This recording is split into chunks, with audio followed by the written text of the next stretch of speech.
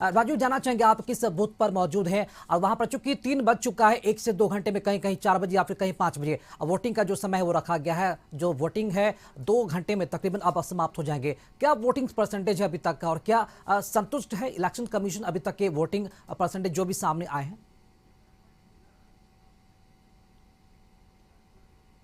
जी देखिए राकेश, हम इस समय लोहरदगा में हैं।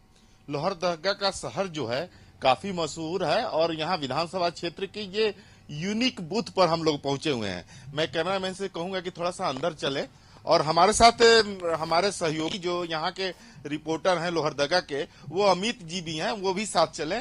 मैं उनसे जानना चाहूंगा कि यहाँ क्या क्या व्यवस्था है और जिस तरह की व्यवस्था दिखाई दे रही है, आप देखिए किस तरह से बनाया गया है। स्वागत किया जा रहा है मतदाताओं को कि देखिए द्वार बनाया गया है और स्वागत के लिए एक अनोखा पहल है ये।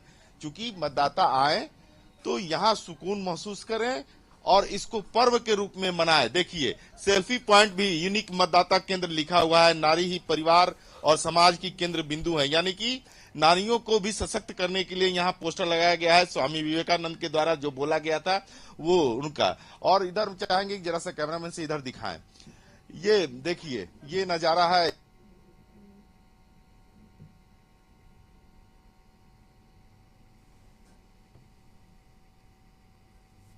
बिल्कुल, जो राजू तस्वीरें हमें दिखा रहे थे कि आदर्श बूथ वहां पर बनाया गया था और वहां पर सेल्फी पॉइंट भी देखने के साथ साथ वो थोड़ा आकर्षक भी होंगे, चाहे वो युवा हो, बुजुर्ग हो या फिर महिला हो। हमारे साथ संवाददाता संतोष भी वहां पर बने हुए हैं। संतोष, चूंकि 3 बज चुके हैं, 2 घंटे के बाद वोटिंग का जो समय है पूरी तरह से खत्म हो जाएगा।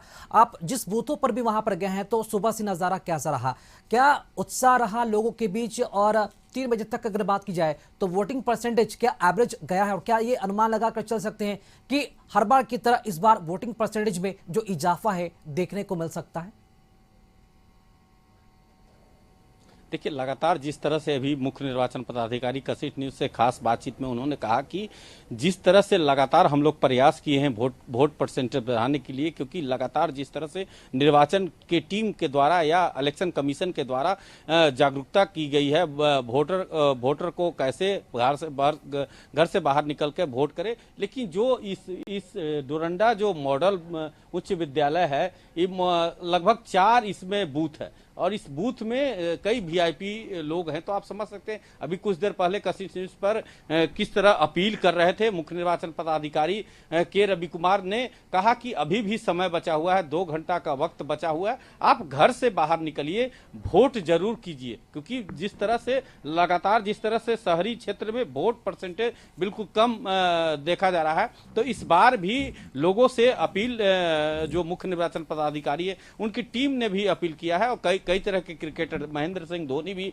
जो झारखंड के वोट जागरूकता में वोट परसेंटेज बढ़ाने में उनका भी अपील है। तो कई तरह से भारत निर्वाचन आयोग और राज्य निर्वाचन आयोग के टीम लगातार उस पर काम कर रही है। अभी भी समय है, घर से बाहर निकलिए और वोट जरूर दे। इस तरह से मुख्य निर्वाचन पदाधिकारी ने अपने परिवार के साथ, पत्नी के साथ पहुंचे और उन्होंने कहा कि उनकी पत्नी भी कहा कि अभी भी समय बचा हुआ है, आप घर से वोट जरूर घर से बाहर निकलिए और वोट जरूर दीजिए। जी जी, संतोष, आप हमारे साथ बने रहेंगे। हमारे साथ सहयोगी राजू भी हमारे साथ जुड़े हुए हैं। राजू, काफी खूबसूरत तस्वीर आप दिखा रहे थे जिस बूथ पर आप मौजूद हैं। लगातार आदर्श बूथ वहां पर बनाया गया था, तो तमाम उन चीजों को देखते हुए व्यवस्थाएं कैसी थी वोटर्स के लिए और क्या वहां पर भारी संख्या में जो वोटर्स वहां पर पहुंचे और अभी की क्या तस्वीर वहां पर? क्या अभी भी वहां पर वोटिंग का सिलसिला चल रहा है?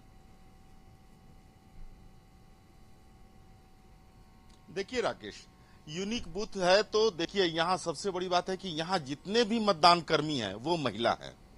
देखिए ये चिकित्सा सहायता केंद्र है इस मतदान केंद्र पर, तो देखिए कि ये सारे लोग महिलाएं हैं। अब जरा सा उस साइड दिखाइए, सामने देखिए जो लोग भी हैं वो महिला ही हैं। जहां भी देखिए यहाँ कोई भी मतदान कर्मी हो, एजेंट हो, चाहे जो भी हो, यहाँ 2 बूथ हैं और दोनों बूथ पर महिला मतदान कर्मियों के द्वारा मतदान करवाया जा रहा है। और मतदान का प्रतिशत जानने के लिए अमित जी हैं हमारे साथ। और दूसरा चीज है कि ये यहाँ लगभग 1800 दोनों बूथ पर 900 के आसपास 1800 मतदाता हैं। तो आप जिले का बता दीजिए कि लोहरदगा विधानसभा क्षेत्र में अभी तक जो आंकड़ा आया है 3 बजे, या अभी तो 2 बजे का आया होगा, 3 का तो आया नहीं होगा, तो 2 बजे तक कितने प्रतिशत मतदान हुए? हालांकि 2 घंटे बाकी रह गए हैं। अभी तक निर्वाचन आयोग की तरफ से जो प्रतिशत आया है उसमें लोहरदगा विधानसभा में 56% जो है वो वोटिंग हो चुकी है। और ये कहीं से कोई अप्रिय घटना या फिर कहीं से कोई ईवीएम मशीन की कोई शिकायत तो हमको लगता है कि नहीं आई है। नहीं सर, सुबह में एक घटना हुई थी बूथ नंबर 288 पे, जहां पे ईवीएम जो थी वो करीब 1.5 घंटे तक चालू नहीं हो पाई थी, जिसको लेकर के लोग काफी आक्रोश थे। जो ये आपका शहरी क्षेत्र के उर्सुलाइन बालिका मध्य विद्यालय में था, जहां पे लोग आक्रोश थे।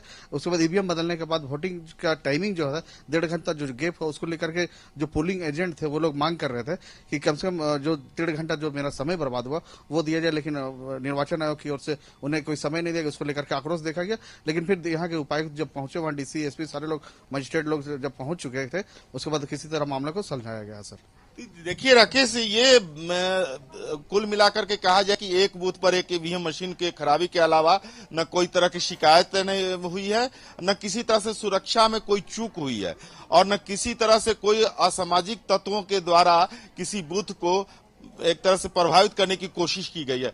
तो ये एक लोहरदगा विधानसभा है और यहाँ चूंकि 2 कद्दावर नेता लड़ रहे हैं, एक कांग्रेस के रामेश्वर उरांव है और एक जो कि आजसू से हैं, आजसू के कमल किशोर भगत की पत्नी जो है वो चुनाव लड़ रही हैं। जो कि कमल किशोर जो भगत हैं वो कहा जाता है कि झारखंड आंदोलन के सिपाही थे, उन्होंने बहुत लड़ाई लड़ी थी, हालांकि उनकी मृत्यु हो गई, तो उनकी जगह पर उनकी पत्नी को लड़ाया जा रहा है।